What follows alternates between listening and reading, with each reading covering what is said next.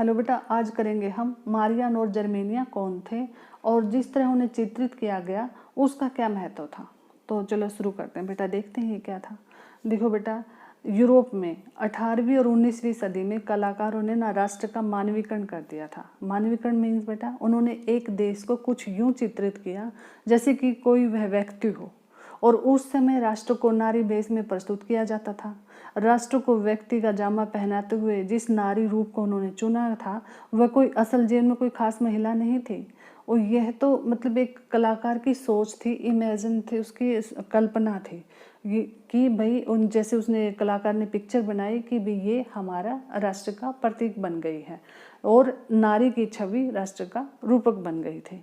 फ्रांसीसी क्रांति के दौरान भी कलाकारों ने स्वतंत्रता, न्याय और गणतंत्र जैसे विचारों को व्यक्त करने के लिए नारी रूपक का प्रयोग किया और इन आदर्शों को विशेष वस्तुओं या प्रतीकों से व्यक्त किया था।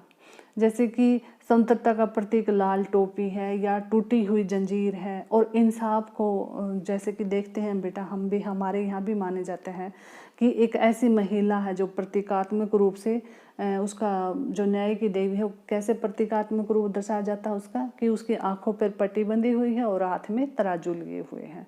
तो ये क्या था, ये प्रतीकात्मक है कि ये न्याय की देवी है। तो ऐसे ही फ्रांस की क्रांति के दौरान भी कलाकारों ने दर्शाया था नारी के प्रतीक के रूप में स्वतंत्रता, न्याय और गणतंत्र को बेटा। और इसी प्रकार के नारी रूपकों का आविष्कार कलाकारों ने 19वीं सदी में भी किया।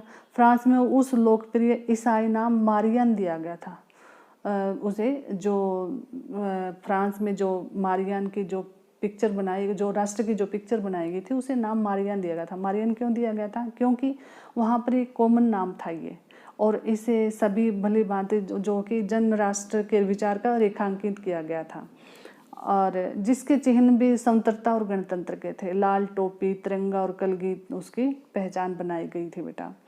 और मारियन की जो प्रतिमाएं हैं वो सार्वजनिक चौकों पर लगाई गई, और ताकि लोगों जो जनता है उसमें एकता की भावना आए और अपने राष्ट्रीय प्रतीक की उन्हें याद आती रहे और लोग उसे अपनापन स्थापित कर सकें।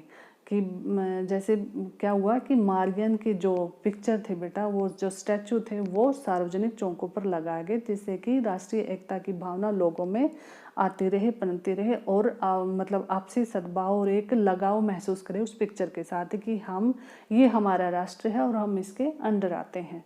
तो ये जो राष्ट्रीय एकता की जो भावना है किसी भी देश के लिए बहुत आवश्यक होती है बेटा। तो मारियन जो वहाँ की फ्रांस की मानी गई है बेटा, राष्ट्र के रूप में अभिव्यक्त किया गया है।